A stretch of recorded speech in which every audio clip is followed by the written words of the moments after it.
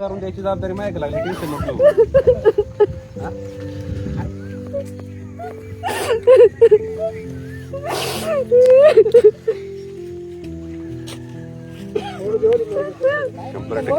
पुणे जिल्ह्यातल्या आंबेगाव मधली ही परिस्थिती आहे. किती गंभीर बाब आहे पहा.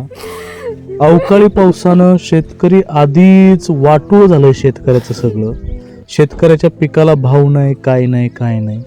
शेतकऱ्याचा पिकाला मातीमोल किंमत आहे बाजारामध्ये. आणि त्यात ही पुणे जिल्ह्यातल्या आंबेगावमध्ये निसर्ग पण शेतकऱ्यावरती कोपलेला आहे. म्हणजे अवकाळी पाऊस झाला तर चक्रीवादळ मोठं आलं आणि पूर्ण नुकसान झालं शेतकऱ्याचं. घरं पडली, संसार उद्ध्वस्त झाला.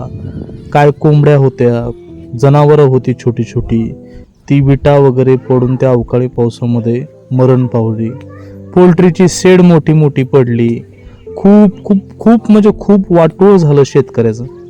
म्हणजे एकीकडं सरकार काही दखल घेत नाही, तर दुसरीकडे अशी परिस्थिती निर्माण झालेली आहे की निसर्ग पण शेतकऱ्याला जगू देत नाही. शेतकऱ्यांनी काय केलं पाहिजे बरं? एवढं मोठं नुकसान झालंय, अद्यापपर्यंत कुठलाच शासकीय अधिकारी किंवा कोणी आमच्या या सगळ्या परिस्थितीला भेट दिलेली नाही. लोक याची काहीच दखल घेत नाहीत.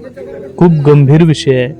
शासनाने आता तरी डोळे उघडपणे इथं सगळ्याकडे लक्ष दिलं पाहिजे. अंबानी अदानीचं तुम्ही कर्ज माफ करता कित्येक लाखो कोटी रुपये, ते शेतकऱ्याचं प्रपंच उद्ध्वस्त झाल्यात, त्याच्याकडे पण तुम्ही लक्ष दिलं पाहिजे.